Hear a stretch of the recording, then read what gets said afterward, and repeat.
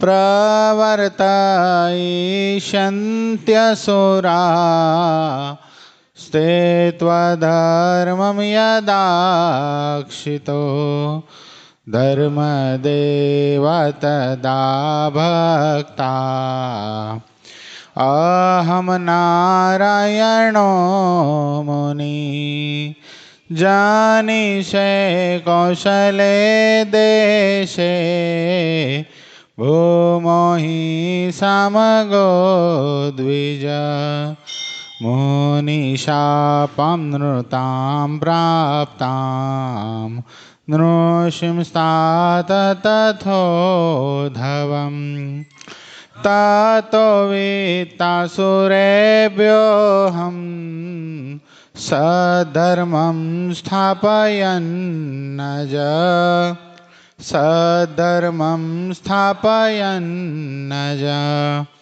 ओम अवतारिणे श्री स्वामीनारायणाय नमो नमः। श्री हरिकृष्णाय श्री घनश्यामाय श्री सहजानंद स्वामीने नमो नमः।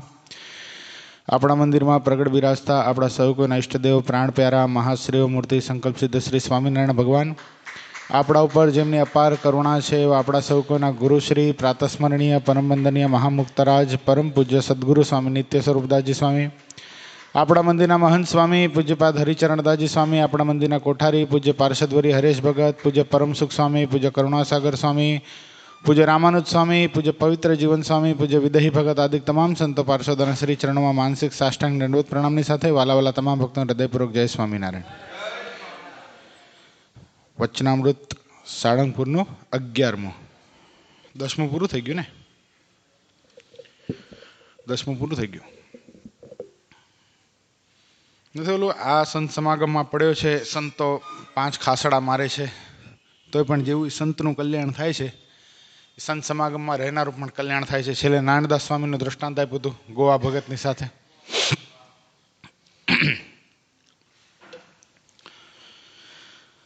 संवत 1877 श्रावणवदी अमासने दिवस स्वामी श्री सहजानंदजी महाराज गाम श्री साळंगपुर मध्य जीवा खाचरना दरबार में उतरादे बार ओरडानी ओसरीए ढोलिया पर विराजमान हता। सर्व श्वेत वस्त्र धारण कर्या हता अने पोताना मुखारविंदनी आगळ मुनि तथा देश देशना हरिभक्तनी सभा भराईने बैठी हती।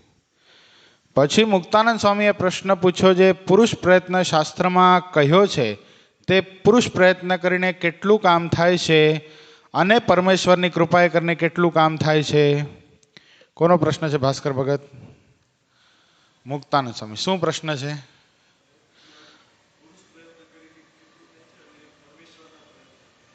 पहेला तो पुरुष प्रयत्न एटले शुं? આપણે કોઈ પણ સાધન કોઈ પણ એચીવમેન્ટ કરવા માટે એની પાછળ જે કરાતો દાખલો એને શું કહેવાય? પુરુષ પ્રયત્ન। સાધારણ આ જગતના માર્ગની અંદર પણ કોઈ પણ કાર્ય એમને એમ નથી થઈ જતું ને। દાખલા તરીકે અમિત ભગત આટલી મોટી ફેક્ટરી નાખી અને આટલો મોટો ટર્નઓવર કરે તો એનું કાર્ય કઈ સીધે સીધા આટલા મોટા નથી થઈ ગયા। એણે પ્રારંભની અંદર દાખલો કર્યો છે। મને ખબર છે, મેં સાંભળ્યું છે ત્યાં સુધી પોતે ક્યારેક ક્યારેક તો एना माणसों ना आवता तो पोते गाड़ीओ खाली करी छे। आ बधो दाखलो शुं कहेवाय? ए पुरुष प्रयत्न कहेवाय। जेम आ लोकना मार्गनी अंदर पुरुष प्रयत्न छे, आ लोकनी अंदर पण पुरुष प्रयत्न छे। एम कहेवाय के धीरुभाई अंबाणीए रिलायंस चालू करी तो स्टार्ट में पेट्रोल पंप पर पेट्रोल पण भरता हता। सौजीभाई धोळकिया हरिकृष्ण एक्सपोर्ट्स आटली मोटी कंपनी शरू करी तो स्टार्ट में ई सूरतनी अंदर पतराना मकान में पण रहता था। એટલે સાધના માર્ગ એવો છે કે પ્રારંભની અંદર પુરુષ પ્રયત્ન કરવો જ પડે। આ લોકની અંદર હોય તોય ભલે અને પારલૌકિક ઈ વ્યવહાર હોય તોય ભલે, પુરુષ પ્રયત્ન કરનાર ઉપર જ પરમાત્માની કૃપા થાય છે એવું આ મહારાજ વચનામૃતની અંદર બતાવવા માંગે છે। પુરુષ પ્રયત્ન શાસ્ત્રમાં કયો છે તે થકી કેટલું કામ થાય છે અને પરમેશ્વરની કૃપાએ કરીને કેટલું કામ થાય છે। પછી શ્રીજી મહારાજ બોલ્યા જે સદગુરુ અને સત્શાસ્ત્રના વચને કરીને દ્રઢ વૈરાગ્યને પામ્યો હોય, દ્રઢ શ્રદ્ધાવાન હોય, અષ્ટ પ્રકારનું જે બ્રહ્મચર્ય તેને અતિ દ્રઢ પાળતો હોય અને અહિંસા ધર્મને વિશે પ્રીતિવાન હોય અને આત્મનિષ્ઠા પણ અતિ પરિપક્વ હોય તો તેને માથેથી જન્મ મરણની નિવૃત્તિ થઈ જાય છે। હવે પુરુષ પ્રયત્ન મહારાજે બતાવ્યા, જો આટલા પ્રકારના પુરુષ પ્રયત્ન જીવાત્માને કરવા પડે તો એના માથેથી જન્મ મરણની નિવૃત્તિ થાય। સદગુરુ અને સત્શાસ્ત્રના વચનને કરીને દ્રઢ વૈરાગ્યને પામ્યો હોય. કેવી રીતે? અતિશય વૈરાગ્ય. વૈરાગ્ય એટલે ભગવાન વિના અન્ય પદાર્થમાં પ્રીતિ નહીં, એનું નામ વૈરાગ્ય. સદગુરુને સત્શાસ્ત્રના વચને કરીને પાછો દ્રઢ વૈરાગ્ય. પોતાના મનસ્વી વૈરાગ્ય નહીં, માનસિક રીતે વૈરાગ્ય એટલે મને ગમે એટલું જ સાચું એમ નહીં. મારા ગુરુ મને એમ કહે છે કે મારે આ પ્રવૃત્તિમાં જોડાવું છે, મને નથી ગમતું છતાંય પણ જોડાવવું પડે. દાખલા તરીકે સિદ્ધાનંદ સ્વામીનું આખ્યાન બહુ પ્રસિદ્ધ છે. સિદ્ધાનંદ સ્વામી અખંડ મૂર્તિધારક સાધુ, સચ્ચિદાનંદ સ્વામીના શિષ્ય, સંગા ભગત, સમી મુંજપુરના. હવે એના જીવનમાં એવું પ્રારંભથી જ સચ્ચિદાનંદ સ્વામીની સાથે રહે. સચ્ચિદાનંદ સ્વામીને ભગવાનમાં જેવો પ્રેમ થયો હતો એવો એણે સિદ્ધાનંદ સ્વામીને પણ કરાવ્યો. સમય જતાં ભગવાનની મૂર્તિમાં એટલો બધો પ્રેમ એવો પુરુષ પ્રયત્ન કર્યો કે અખંડ મહારાજને દેખે ત્રણેય અવસ્થાની અંદર. પણ જો અહીંયા મહારાજ કે સદગુરુ ને સત્પુરુષના વચને થકી દ્રઢ વૈરાગ્યને પામ્યો હોય, એ વૈરાગ્ય સાચો છે. હવે ઘટના ઘટી, મહારાજે આ લોકમાંથી વિદાય લેવાનો જ્યારે પ્રારંભ કર્યો ત્યારે સિદ્ધાનંદ સ્વામીએ બે હાથ જોડીને મહારાજને પૂછ્યું, મહારાજ બધા એમ કહે છે કે હવે આપ આ માનુષિક લીલા સંકેલશો તો અમારે હવે શું કરવાનું? અમારે બધા કોની આજ્ઞામાં રહેવાનું? ત્યારે મહારાજે સિદ્ધાનંદ સ્વામીને પોતે નિર્દેશ કરીને કીધું હતું કે બધાનું તો ઠીક છે, પણ તું ગોપાળાનંદ સ્વામીની આજ્ઞામાં રહેજે. શું કીધું તું? તું ગોપાળાનંદ સ્વામીની આજ્ઞામાં રહેજે. કારણ કે મહારાજને ખબર હતી કે અખંડ ધારક સંત છે ને કોઈ પણ પ્રવૃત્તિમાં સંતો એને જોડશે તો એને આકરું લાગશે. મહારાજે આ લોકમાંથી વિદાય લીધી. સિદ્ધાનંદ સ્વામી પોતાની રીતે ધ્યાન ભજન કરે પણ અંતરમાં સુખ આવે નહીં. એટલે એક વખત બીજા સંતને પૂછ્યું કે મારા અંતરમાં સુખ કેમ નથી થતું? આટલું બધું ભગવાનનું ધ્યાન કરું છું, ભજન કરું છું, એક સેકન્ડ મહારાજની મૂર્તિ ભૂલાતી નથી, પણ અંતરમાં સંતોષ નથી લાગતો. કે મહારાજે તમને ગોપાળાનંદ સ્વામીની આજ્ઞામાં રહેવાનું કીધું હતું, તમે ગોપાળાનંદ સ્વામીની આજ્ઞામાં રહ્યો છો? એ કે એમ તો ગોપાળાનંદ સ્વામીની આજ્ઞામાં જ છું ને. એ કે એમ નહીં, સ્વામીને જઈને તમે પૂછો, પ્રશ્ન કરો કે સ્વામી મારા માટે શું આજ્ઞા છે, અત્યારે મહારાજ શેમાં રાજી છે? સિદ્ધાનંદ સ્વામી ગયા મૂંઝાતા અને ગયા અને ગોપાળાનંદ સ્વામીને પ્રશ્ન કર્યો કે સ્વામી મહારાજે મને આજ્ઞા કરી તમારી આજ્ઞામાં રહેવાનું, સ્વામી મારા માટે અત્યારે શું આજ્ઞા છે? અને અત્યારે મહારાજ શેમાં અતિશય રાજી થાય? ગોપાળાનંદ સ્વામીએ શું કીધું? મહારાજ અત્યારે કોઈ મંદિર બનાવે ને એના ઉપર બહુ રાજી થાય. કાર્યાણીનું મંદિર તમે બનાવો, મહારાજ અતિશય રાજી થશે. સિદ્ધાનંદ સ્વામીના મનમાં એમ થયું લઈને ન પૂછ્યો તો સારું હતું, આ તો પ્રવૃત્તિ આવી, હવે શું કરવું? મંદિર કરવું કાંઈ સામાન્ય વસ્તુ નથી. આ તો ગુરુશ્રી મંદિર કરે છે ને બીજું મંદિર ઠપકારી દીધું આટલું ફટાફટ. એટલે આપણને એમ લાગે મંદિર તો થતા હશે ને થઈ જતા હશે. અરે એક જીવનમાં એક શિખરબદ્ધ મંદિર કોઈ સાધુ કરે ને એને બધેથી વૈરાગ થઈ જાય. એટલું કઠણ છે મંદિર કરવું. પહેલું મંદિર જો ઘણા કરિયરની અંદર પોતાના સાધુ કરિયરની અંદર મંદિર કરે પણ આરસીસીનું કરી નાખે. પથ્થરના મંદિર કરવાના તો સાહસે નથી કરતા, અને કદાચ કરે તો પોતાના જીવનકાળની અંદર એક મંદિર કરે. ગુરુશ્રી પાયા નાખ્યા તો તમે જુઓ. તો સિદ્ધાનંદ સ્વામીના મનમાં એમ થઈ ગયું કે ભાઈ હવે તો પ્રવૃત્તિ આવી, કડિયાના પગાર, પાયા ખોદવાના, માણસો કામ કરે છે કે નહીં, વળી પૈસા ખૂટે, આ બધું ધ્યાન રાખવાનું મંદિર કરવામાં. આમાં મૂર્તિ ભૂલાઈ જશે. સાધન તો પુરુષ પ્રયત્ન તો આમાં શું, કેવી રીતે કરવા? પણ હવે આજ્ઞા થઈ એટલે કરે છૂટકો. એટલે એક દિવસ સ્વામીની આજ્ઞાથી પાયા ખોદતા હતા કાર્યાણી મંદિરની અંદર, રાત્રિના 12-12:30 વાગ્યાનો સુમાર, અને શરીર પરસેવે રેપ ઝેપ ને ગારાવાળું થઈ ગયેલું શરીર. અને ત્યાં મહારાજે દર્શન આપ્યા, પ્રગટ દર્શન આપ્યા. દર્શન આપીને મહારાજ સિદ્ધાનંદ સ્વામીને ભેટી જ પડ્યા, સીધા ભેટી પડ્યા. અરે નહીં મહારાજ, આ બધું કાદવ કીચડ તમારા શરીરે લાગશે. મહારાજ કે સ્વામી આ કાદવ કીચડ નથી, આ તો ચંદન છે, ચંદન. એ કેમ ચંદન? એ કે તમે અમારા મહાન એકાંતિક સંત સદગુરુવર્ય ગોપાળાનંદ સ્વામીની આજ્ઞામાં રહ્યા અને એની આજ્ઞા કરીને પ્રવૃત્તિ કરો છો. આ પ્રવૃત્તિ નથી, આ નિવૃત્તિ છે, અને આ સાચો વૈરાગ્ય છે સ્વામી. આ સાચો વૈરાગ્ય ભગવાનના સંતો ભક્તો માટે કરેલી પ્રવૃત્તિ જ વૈરાગ્ય છે. સમજાજી વાસ્તે વૈરાગ્ય પોતા માટે હોવો જોઈએ. દાખલા તરીકે આપણે કોઈ વસ્તુનો નિષેધ કરીએ કે સારા પંચ વિષય ભોગવવાની વાત બરાબર છે, 100%ની વાત છે, પણ એ પોતા માટે રાખવું પડે. શું કરવું પડે?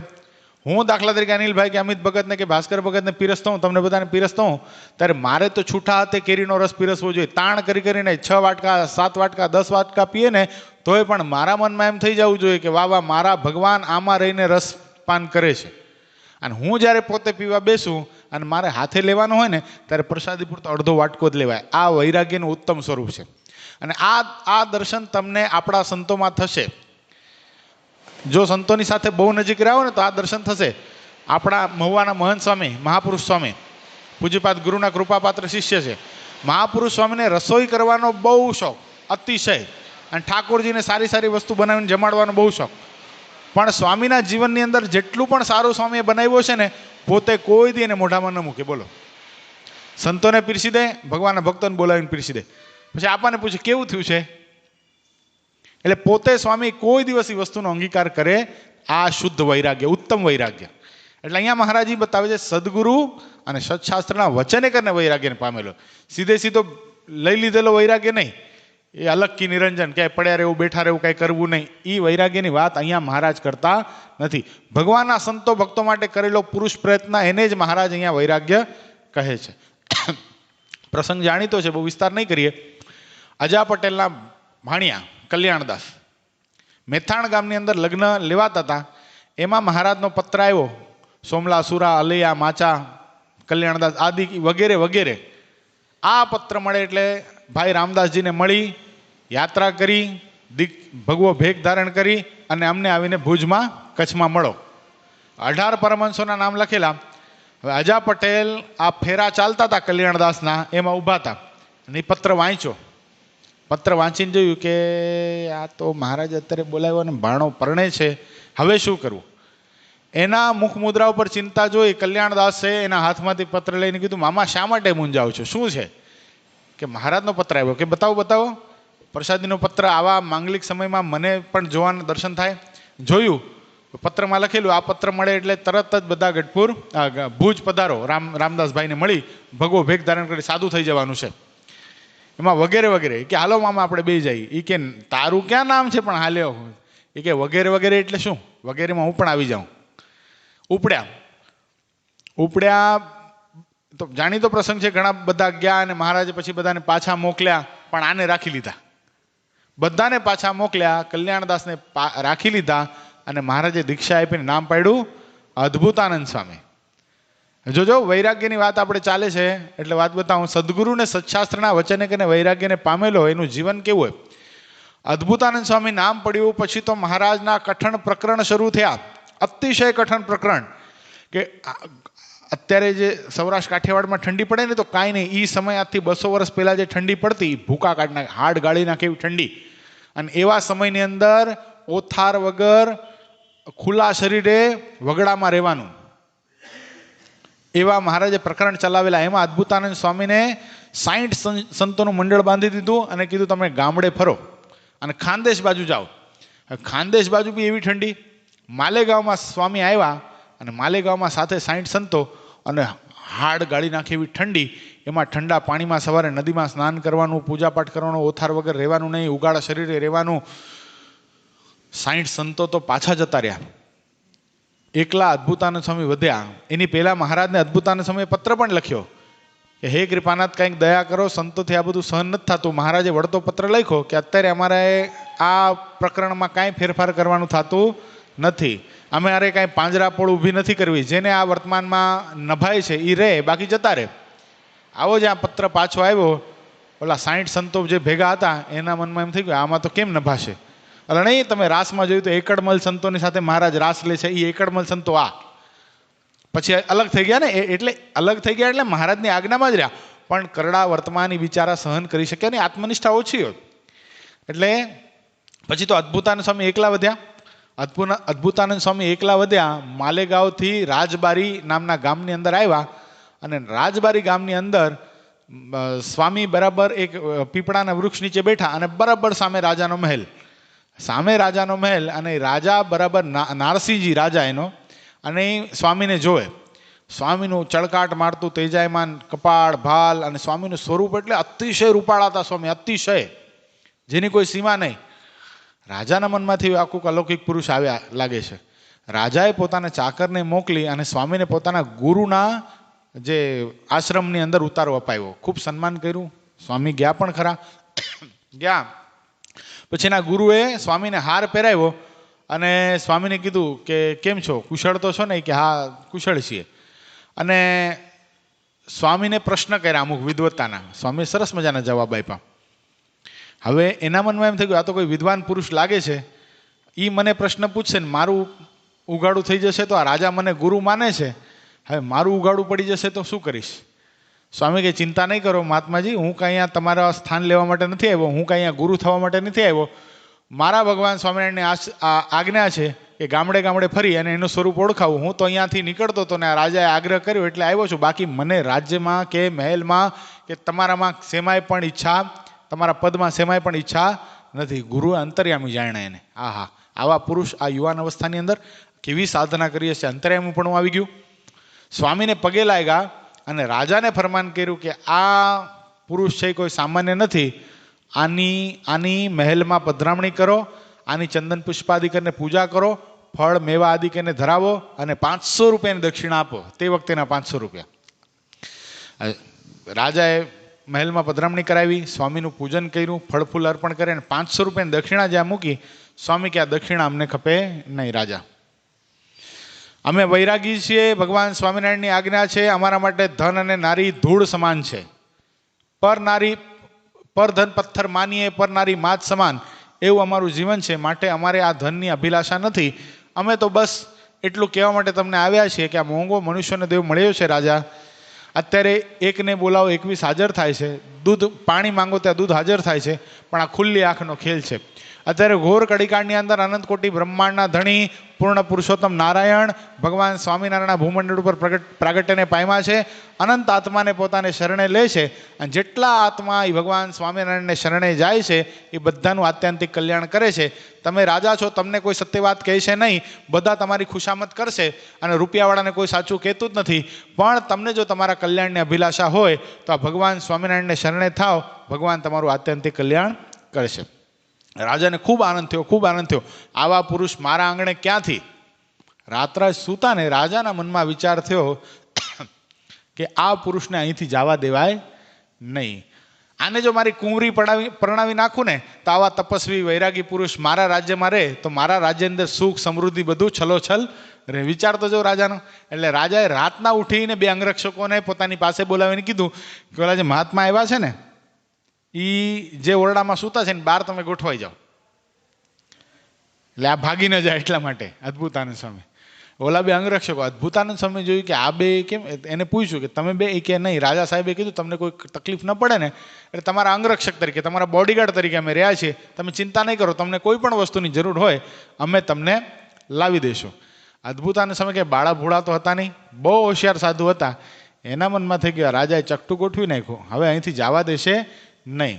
પણ રાજાના મનમાં ચાલી શું રહ્યું છે એ તો જાણવું પડે. શું ચાલી રહ્યું છે, શું ખીચડી પાકી રહી છે? તે રાજાનો કુંવર સવારે અદ્ભુતાનંદ સ્વામીના દર્શન કરવા માટે આવ્યો. એના કુંવરને પૂછ્યું કે આ તારા પિતાએ આટલું બધું ગોઠવું, આ મહેલમાં તૈયારીઓ ચાલે છે, આ બધું શું છે? એ કે તમને ખબર નથી? એ કે ના, એ કે મારી બેનના લગ્ન તમારી સાથે કરવાના છે. એ કે મારા પિતાએ નક્કી કર્યું છે, તમારા જેવા પુરુષ મળે ક્યાંથી, અને હવે તમે મારા જીજાજી થવાના છો. તો બોલી ગયો. અદ્ભુતાનંદ સ્વામીના મનમાં એમ થયું કે ભગવાન ભજવા જઈએ અને ભગવાનની આજ્ઞા પાળીએ તો માયા વિઘન કરે. તરત જ અદ્ભુતાનંદ સ્વામી જે ઓરડામાં એને ઉતારો હતો એ બીજા માળે હતો, ઉપરથી માર્યો ઠેકડો માર્યો ને દોડવા જ લાગ્યા. સંપ્રદાયનો ઇતિહાસ કે સ્વામી 40 ગાંવ દોડ્યા છે. 40 ગાંવ એટલે 120 કિલોમીટર, એક ગાંવ એટલે 3 કિલોમીટર થાય. નોન સ્ટોપ 40 ગાંવ દોડ્યા. વૈરાગ્ય તો જોવો તમે સ્વામીનો. નકા રાજ્ય, સમૃદ્ધિ, રાજકુંવરી બધું મળે, ભલો વૈરાગ્ય ઉતરી જાય. દોડતા મહારાષ્ટ્રની બોર્ડર પાર કરીને ગુજરાતમાં જ્યાં પ્રવેશ કર્યો ત્યાં શિવાલય દેખાણું. અને શિવાલય દેખાણું એટલે મનમાં થયું હાલો અહીંયા ઘડીક વિસામો કરીએ. સ્વામી ત્યાં શિવાલય ઉપર ઢળી પડ્યા, પગ આમ સૂજી ગયા હતા દડા જેવા. 120 કિલોમીટર એકી સાથે હાલવું એટલે દોડ્યા પાછા, પગ સૂજી ગયા હતા. 2 બ્રાહ્મણોએ શિવાલયમાં દર્શન કરવા માટે બાજુમાં રહેતા હશે એ આવ્યા અને જોયું તો એક પુરુષ આમ બેશુદ્ધ જેવી અવસ્થાની અંદર ભગવા વસ્ત્ર ધારણ કરેલા. એના મનમાં થયું કોઈક સાધુ મહાત્મા લાગે છે. અને શિવાલય ખોલીને દર્શન કર્યા અને જોયું અને સ્વામીને જગાડ્યા. થોડુંક મોઢા ઉપર પાણી છાંટ્યું. સ્વામી ચેતનામાં આવ્યા. સ્વામીને પૂછ્યું, તમે બહુ ભૂખ્યા લાગો છો? એ કે ભૂખ્યો પણ છું ને તરસ્યો પણ છું.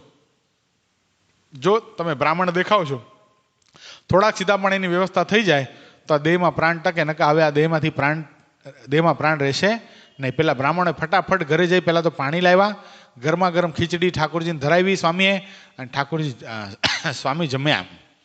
સ્વામી જમ્યા પેલા બ્રાહ્મણોના મનમાં એમ થઈ ગયું, કેટલો રૂપવાન પુરુષ છે. બે સગા ભાઈઓ હતા, એ બે મહંત હતા શિવ મંદિરના, અને એ શિવ મંદિરની આવક તે વખતે વાર્ષિક 1 લાખ રૂપિયા હતી. કેટલી? 1 લાખ રૂપિયા વાર્ષિક આવક. એના મનમાં એમ થઈ ગયું કે આ પુરુષ જો અહીંયા રહે તો આપણા સ્થાનને જાઓ જલાલી થઈ જાય. એટલે એના મનમાં થઈ ગયું આને અહીંયા રાખી લેવા છે. સ્વામીએ મનમાં જાણી લીધું કે આને પણ ઈચ્છા થઈ છે. ત્યાંથી ભાગ્યા. રસ્તામાં એક પીપળાના ઝાડ નીચે બેઠા.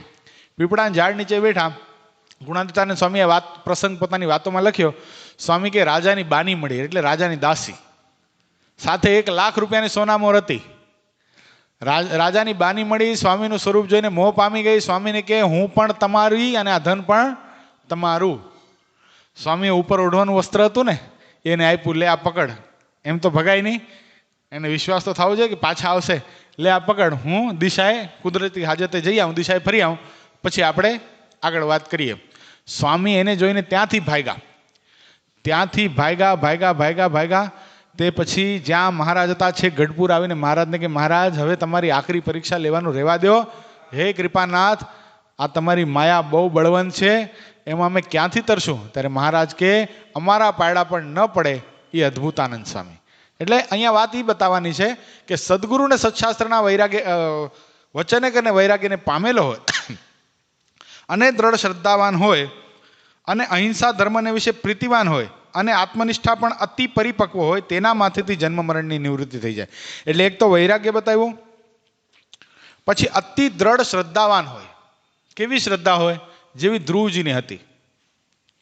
ધ્રુવજીને એના પિતા ઉતાનપાદ, એની માતા સુનીતિ, હવે એની જે અપર માતા હતી, હવે એક વખત ધ્રુવજી પોતાના પિતાના ખોળામાં રમતા હતા અને એની અપર માતાએ એને ખોળામાંથી ઉતારી દીધા અને કીધું કે તારે જો ઉતાનપાદની તારા પિતાના ખોળામાં રમવો ને તારે મારી કુખે જન્મ ધારણ કરવો પડે. ખૂબ વસમું લાગી ગયું. પોતાની માતા સુનીતિ પાસે જઈ અને ધ્રુવજી ખૂબ રોયા છે અને કીધું છે હું શું કરું? એ કે ચિંતા નહીં કર બેટા, ભગવાનનું કરેલું બધું સારું થશે, ચિંતાનો ત્યાગ કર. અને ધ્રુવજી જંગલમાં ફરતા હતા અને ખૂબ રડતા હતા. તે વખતે નારદજી એને દર્શન આપવા માટે આવ્યા. ભગવાનના સાધુના વચને કરીને એણે કીધું એક કામ કર ધ્રુવ બેટા, અત્યારે તારે જો અવિચળ રાજ્ય પ્રાપ્ત કરવું હોય ને તો ઓમ નમો ભગવતે વાસુદેવાય આ મંત્રનો જપ કર, તને તારું રાજ્ય પ્રાપ્ત થશે. આપણે એ વાત જોઈ રહ્યા છીએ કે પુરુષ પ્રયત્ન કરવો પડે. 6 મહિના ધ્રુવે આ ભજન કર્યું. ભગવાન પ્રગટ થયા. ભગવાન પ્રગટ દર્શન આપ્યું ને કીધું મારું રાજ્ય અવિચળ રહે. કે બેટા બીજું કંઈક માંગ? કે નહીં, મારું રાજ્ય અવિચળ રહે. નાનો બાળક હતો, એને ખબર નહોતી. આ માંગી લીધું. ભગવાન કે તારું રાજ્ય પણ અવિચળ રહેશે અને તું ધ્રુવ તારા તરીકે પ્રસિદ્ધિને પામીશ. કહેવાનું તાત્પર્ય અહીંયા એ છે, મારે ચરિત્ર આગળ લઈ જવું છે. એક વખત ભગવાન કૃષ્ણને અર્જુન જતા હતા રસ્તામાં અને અર્જુને કીધું કે કૃપાનાથ, શાસ્ત્રની અંદર એમ લખાણું છે એતદર્થમ જુહુરાજ મહાન ચક્રવર્તી ઉગ્ર તપસ્વી કૃણવંતી તત્વાદે વિવેકીના. મોટા મોટા ચક્રવર્તી રાજાઓ રાજપાટનો ત્યાગ કરી દે, પોતાના સામ્રાજ્યનો ત્યાગ કરી દે અને જંગલની અંદર તપશ્ચર્યા કરે, સાધના કરે, માથા ઉપર રાફડા જામી જાય તોય પણ જે પ્રાપ્તિ ન થાય, જે પરમાત્માની ઝાંખી પણ ન થાય, એ સાક્ષાત ધ્રુવને 6 મહિના અંદર મળી ગયા. આ વાત કાંઈ સમજાણી નહીં. તમારા ઘરમાં દેર છે કે અંધેર છે? તમે કેમ પક્ષપાત કરો છો? કોઈને 6 મહિનામાં દર્શન આપી દો છો અને કોઈકને આનંદ જન્મો સુધી નથી આપતા. એનું કારણ શું? ભગવાન કૃષ્ણએ મંદ હાસ્ય કર્યું. એ કે અર્જુન, તારે જોવું છે ધ્રુવે કેટલી સાધના કરી? એ કે હા, હાલ મારી સાથે. થોડાક આગળ જ્યાં લઈ ગયા, બહુ મોટો ડુંગરો દેખાડ્યો. એ કે આ ડુંગર જો. જોઈ લીધો. કે આ ડુંગર જોઈને હવે શું આમાં કંઈક જવાબ તો આપો. એ કે આ ડુંગર શેનો છે? કે ડુંગર શેનો? માટીનો હોય. એ કે માટી શેની છે? એ કે માટી તો માટી હોય, માટી શેની હોય? એ કે માટી સામાન્ય નથી. આ માટી છે ને એ ધ્રુવના અસ્થિઓની થયેલી માટી છે. શું? ધ્રુવના અસ્થિઓની થયેલી માટીથી આખો ડુંગર સર્જાણો. આટલી તપશ્ચર્યા, આટલા દેહ પડ્યા એના, આટલી સાધના જ્યારે ધ્રુવે કરીને ત્યારે એને અમે 6 મહિના બાકી રહી ગયા હતા ને ત્યારે ધ્રુવનો દેહ એને પ્રાપ્ત થયો. અને ત્યારે ધ્રુવનો દેહ પ્રાપ્ત થયો અને ત્યારે એણે 6 મહિના સાધના કરીને અમે એને પ્રગટ દર્શન આપ્યા છે. માટે સાધનામાં કોઈ આપણને તો આ લોકનું જ દેખાય, આપણને એમ દેખાય કોઈ હજી કાંઈ નહોતો ને તરત પૈસાવાળો થઈ ગયો, પણ એણે પૂર્વે કરેલી સાધના છે. આપણે ઘણી વાર જોતા નાના બાળકો કેવા શ્લોક બોલે, કેવા વચનામૃતો બોલે. ઓલા સ્વામિનારાયણ, ઓલા રાજકોટની અંદર ખબર છે ગુરુશ્રીની ઘર સભા હતી અને નાનો બાળક શું પ્રવચન કરતો હતો. આપણને એમ થાય આ હા હા હા ગજબ, આને કોણે શીખવાડ્યું છે? ઓ ગુરુ કરતો જાય ને બોલતો જાય એક સાખીઓને. આપણા મનમાં એમ થઈ જાય આ તો પૂર્વનું મુમુક્ષુ. એટલે એણે શું કર્યું હોય? પૂર્વે પુરુષ પ્રયત્ન કર્યું હોય, એના દાખલાનું પરિણામ એને અહીંયા અત્યારે સીધું મળતું હોય. ઘણાને આપણે જોઈ શકીએ કે ભાઈ સત્સંગમાં બહુ મોડા આવ્યા હોય ને પછી તરત જ એને લિંક લાગી ગઈ હોય અને શાસ્ત્રના પ્રમાણો આપી શકે, કથાઓ કરી શકે. બધું એ ક્યાંથી આવ્યું?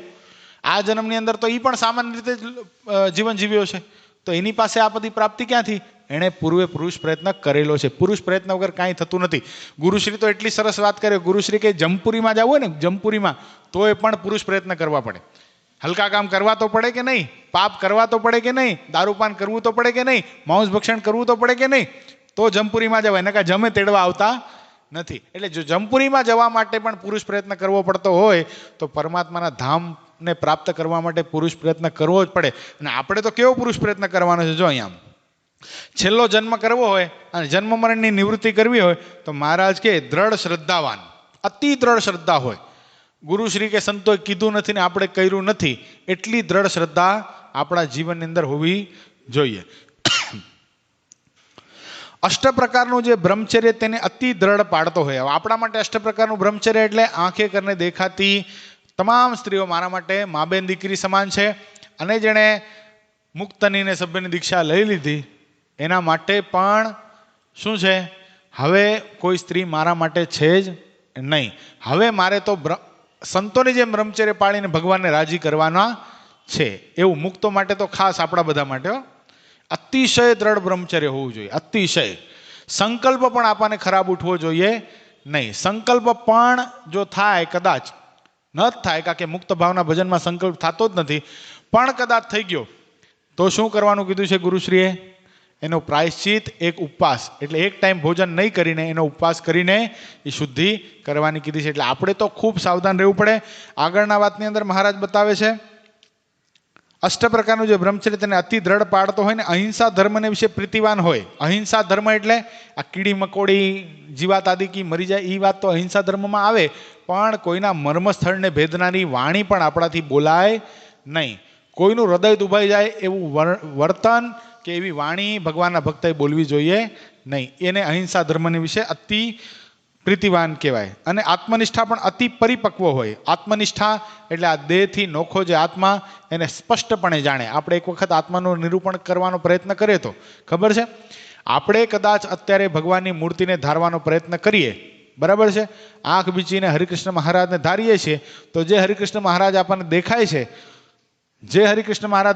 આપણને જેના દર્શન આપણે ખૂબ ભાવથી કરીએ છીએ આપણા હૃદય આકાશને વિશે, તો હૃદય આકાશને વિશે જે હરિકૃષ્ણ મહારાજ દેખાય છે એનું જે બેકગ્રાઉન્ડ છે એ શું છે?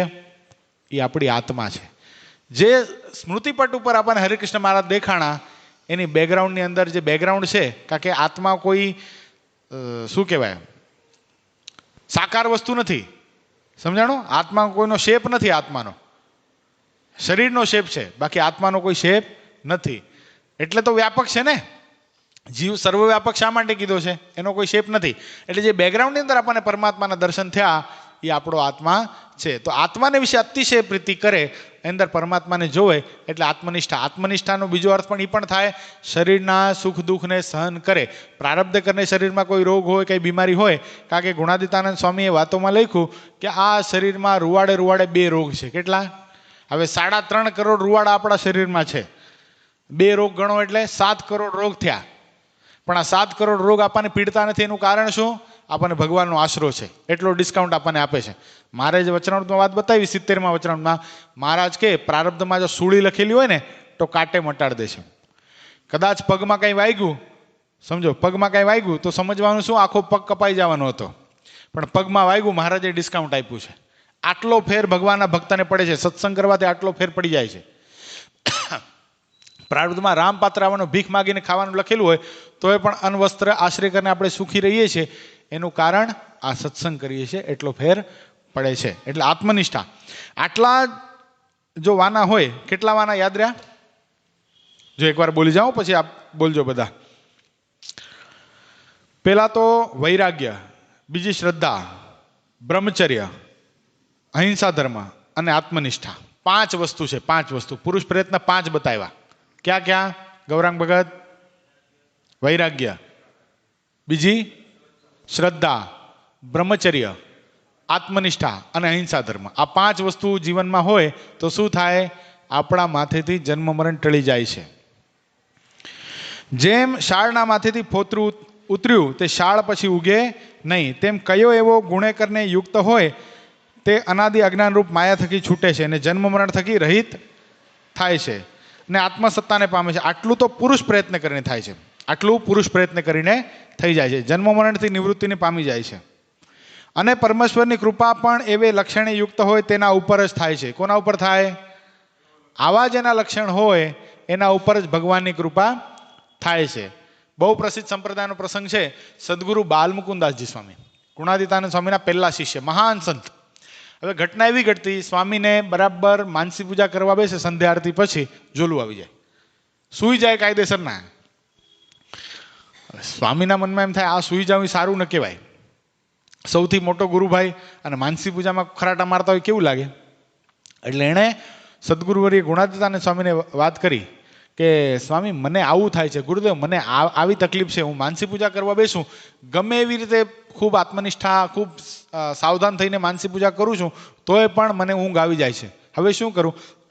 ગુણાતીતાનંદ સ્વામી કે વાત મનાશે? કે ગુરુદેવ આપની વાત ન મને તો કોની મનાય? કે આપ મારા માટે સર્વે સર્વા છો, મારા જીવન પ્રાણ છો, આપ જેમ કહેશો એમ કરીશ. કે એક કામ કર, તે વખતે તારે માનસી પૂજા કરવી નહીં. હવે જો વિચાર કરો, મોટા સંત તે વખતે માનસી પૂજાનો પણ નિષેધ કરી નાખે, પણ તે વખતે વચનમાં વિશ્વાસ રાખવો પડે. એ કે ગુરુ થઈને માનસી પૂજા કરવાની ના પડે છે, એવું બાલમુકુદાસ સ્વામીના મનમાં થયું નહીં. સ્વામીએ શું કીધું? તે વખતે તારે માનસી પૂજા નથી કરવાની થતી, તું એક કામ કરજે, આપણું 250 સંતોનું મંડળ છે, વળતેથી જેની જે સેવા હોય ને એ તારે કેવા જવાની. હવે આ કાર્ય કોણ કરે ખબર છે? મંડળમાં નાનામાં નાનો પાર્ષદ હોય ને, જે નવો પાર્ષદ આવ્યો હોય ને એને કરવાની હોય. હવે સૌથી મોટા ગુરુભાઈને, દાખલા તરીકે આનંદ સ્વામીને ગુરુ કે તમારે બધા પાર્ષદોને, બધા સંતોને એમ કહી આવવાનું કે કાલે તમારે શાક સુધારવા આવી જવાનું, કાલે તમારે ગરણા બદલી નાખવાના, કાલે તમારે વાસણ ઉટકી નાખવાના, કાલે તમારે ધોતિયા સૂકવી દેવાના. આવું આનંદ સ્વામી કરવા જાય તો કેવું લાગે? વરિષ્ઠ સાધુ છે ને, ન જ કરાય ને એનાથી. પણ હવે બાલમુકુદાસ સ્વામીને આજ્ઞા થઈ. બાલમુકુદાસ સ્વામીએ ઘડીક પણ વિચાર કર્યા વગર કે સંકોચ પામ્યા વગર તરત જ એ ક્રિયા કરી નાખી. તરત જ એ સેકન્ડે, ગુરુદેવ હા હું કરીશ. બધા સંતોને કહેવા. આમ 1 મહિનો ચાલ્યો. 1 મહિનો જ્યાં ચાલ્યું, ગુણાતીતાનંદ સ્વામી કે બસ સાધુરામ, હવે કાંઈ કરવાની જરૂર નથી. અને પછી તો માનસી પૂજા થવા લાગી. સરસ માનસી પૂજા થવા લાગી. ઝોલું ના આવે.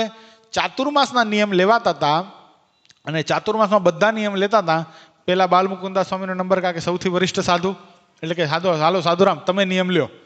એ કે ગુરુદેવ આપ રાજી થાવ, ભગવાન રાજી થાય, મારે એવો નિયમ લેવો છે કે ચાતુર્માસમાં સૂવું નહીં. સૂવું તો નહીં, જોલું એ ન ખાવું. આ વાત દિમાગમાં બેસે નહીં હો. માણસ 2 દિવસ ઊંઘે નહીં ને, ખાલી 1 રાત ઊંઘે ને ગાંડા જેવો થઈ જાય. અને મેડિકલ સાયન્સે પુરવાર કર્યું છે, જો અઠવાડિયું સુધી કોઈને સૂવા ન દે તો મરી જાય. 1 વીકથી વધારે, 1 વીકમાં મર્યા જેવો થઈ જાય. મહારાજે વચનામૃતમાં લખ્યું ને કે 2 દિવસ કોઈ પુરુષને કોઈ સ્ત્રીને પંથ કરાવ્યો હોય અને ઉજાગરા કરાવ્યા હોય, પછી એને વિષય ભોગવવા માટે બેસાડીએ તો વિષય ભોગવી શકે નહીં. બોલો, સૂઈ જાય ને. કારણ કે નિંદરમાં જ એટલું બધું તાકાત રહેલી છે. આ કલ્પનાની 12 વસ્તુ છે. બાલમુકુદાસ સ્વામી 4 મહિના સુધી જોલું ન ખાવું એટલે શું? સામે ગુણાતીતાનંદ સ્વામી કે સાધુરામ શાબાશ, એ કે તમે જો આવો નિયમ લ્યો છો તો તમારો ગુરુ જે હું એવી પ્રતિજ્ઞા કરું છું, તમે જો જોલું ન ખાવ ને તો મારે 4 મહિના સુધી તમને અખંડ વાતો કરવી. અને એવો સંકલ્પ હું કરું છું, 4 મહિના સુધી વાતો તો કરવી, પણ એકની એક વાત બીજી વાર રિપીટ ન કરવી. આહા, બોલો. આપણે એ પરંપરાના છીએ, આપણા ગુરુ એ પરંપરાના છે, એટલે એ પગવાળીને બેસતા નથી.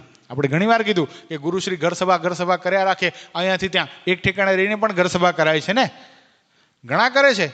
પૂજ્ય સદગુરુ જ્ઞાનજીવનદાસ સ્વામી કુંડળથી બહાર જ નથી નીકળતા. તો એવું કેમ? પણ આપણને મળેલા જે સાધુ છે ને એનો દાખલો એવો છે કે એને જીવાત્માનું કલ્યાણ કરવું છે. શું એક સ્થાનમાં રહીને પણ કરી શકાય, પણ જેટલું વિચરણ નદી અને સાધુ, સરિતા અને સંત જેટલા વધારે વિચરણ કરે ને એટલા જીવાત્માનું કલ્યાણ વધારે કરી શકે. ગુરુશ્રી કે આ દેહને સત્સંગને માટે ઘસી નાખવો છે. દુનિયાને જે બોલવું હોય તે બોલે. શું? જે બોલવું હોય તે બોલે, જે કેવું હોય તે કે.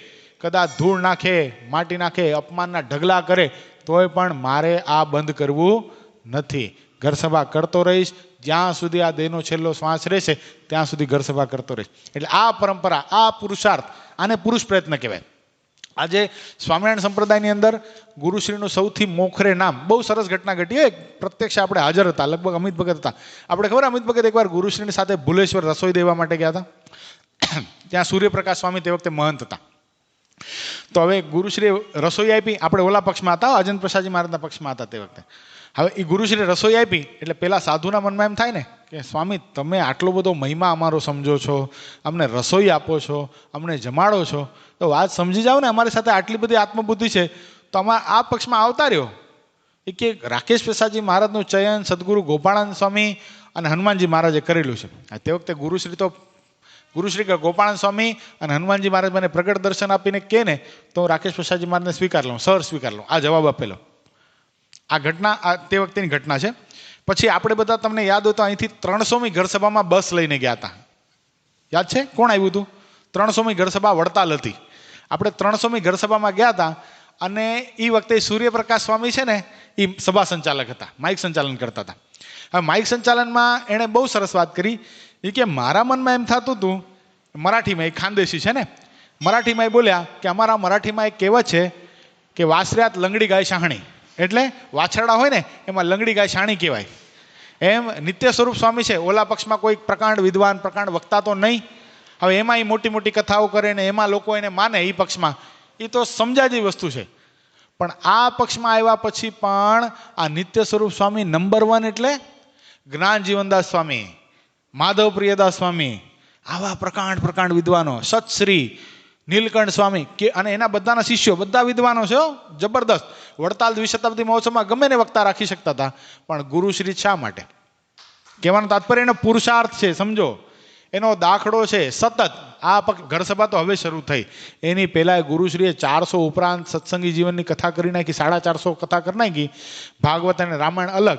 તો આ પુરુષ પ્રયત્ન છે ને એટલે માટે જ પરમાત્માની કૃપા થઈ છે. આજે દુનિયાના ફલક ઉપર સ્વામિનારાયણ સંપ્રદાયમાં એકમાત્ર સાધુ દુનિયા ઓળખે છે.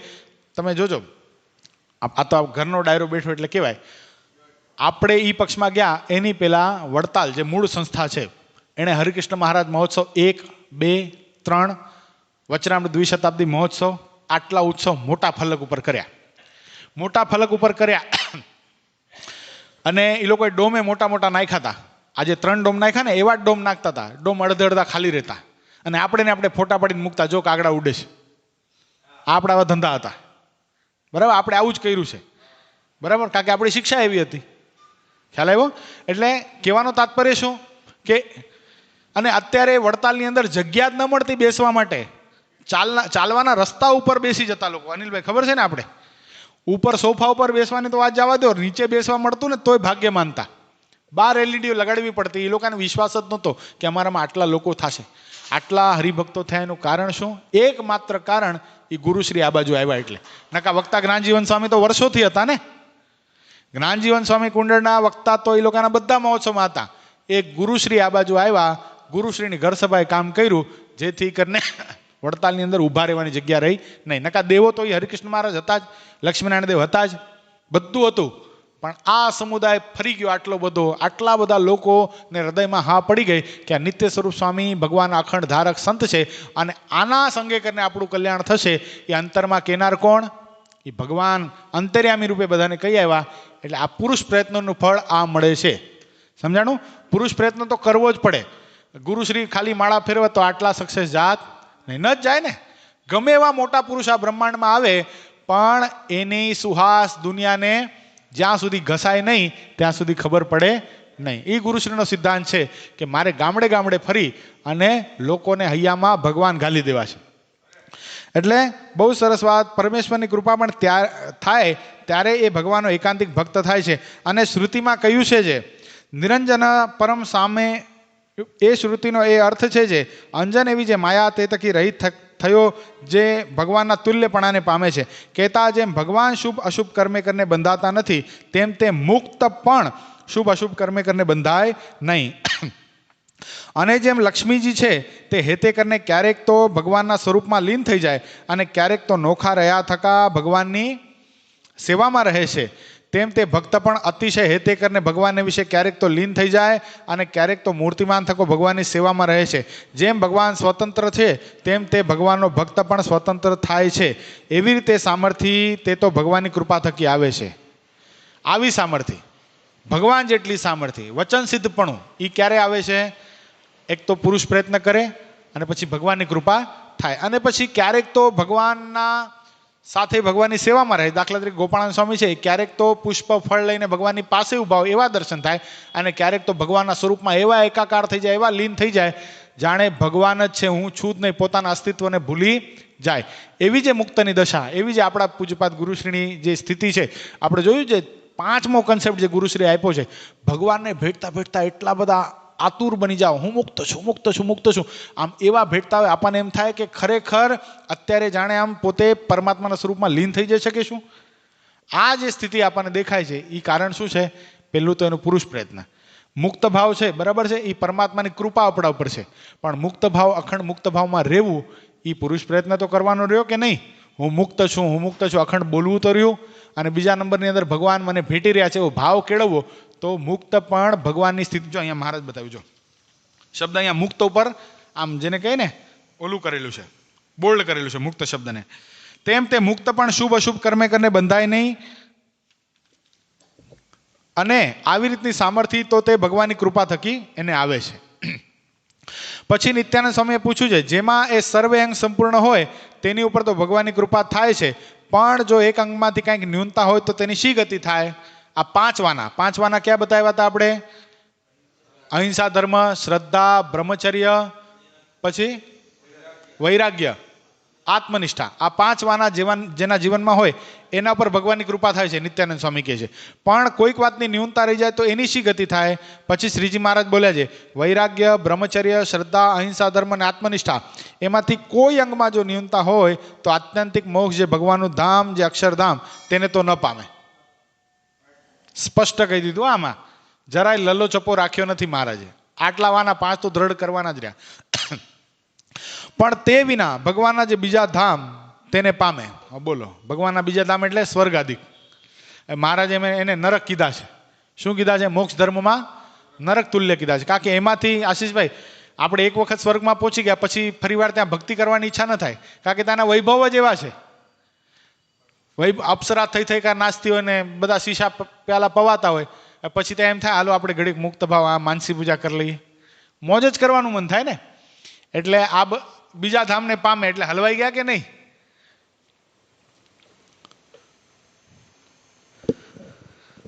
અથવા વધુ સવાસનિક હોય તો દેવલોકને પામે.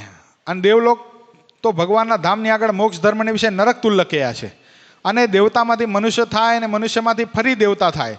અને અનેક જન્મ સંસિદ્ધ તો યાતિ પરામ ગતિમ, એટલે અનેક જન્મના એ શ્લોકનો અર્થ છે જે ભગવાનનો ભક્ત હોય અને સવાસનિક હોય તો નરક 84માં તો ન જાય, નરકમાં તો નહીં જઈએ બહુ સવાસનિક હશું તો. અને દેવતા અને મનુષ્યમાં અનંત જન્મ ધરે. બાપ રે, કેટલી વાર દેવતા થાય ને કેટલી વાર માણસ થાય. પછી જ્યારે પૂર્વ કયા એવા જે વૈરાગ્યાદિક લક્ષણ યુક્ત હોય ત્યારે ભગવાનની કૃપાનો પાત્ર થાય અને પછી ભગવાનનો એકાંતિક ભક્ત થાય અને ગુણાતીત એવું જે ભગવાનનું અક્ષરધામ તેને પામે. જો ગમે એટલા જન્મ ધારણ કરીને આ 5 સાધન તો કરવાના જ રહ્યા, એમાં ડિસ્કાઉન્ટ મળતું નથી. આ જન્મે કરીએ અથવા તો દેવતા મનુષ્ય એવા અનંતવાર થઈએ પછી બાકી કરવાનું તો આ જ છે ને. જેમ નીટની પરીક્ષા આપ્યા વગર ડૉક્ટર થવાતું નથી, જેમ સીએની પરીક્ષા આપ્યા વગર સીએ થવાતું નથી, એમાં 5 સાધન કર્યા વગર અક્ષરધામમાં જવાતું નથી. એમાં મહારાજ 11 વચનમાં સ્પષ્ટ બતાવે. જો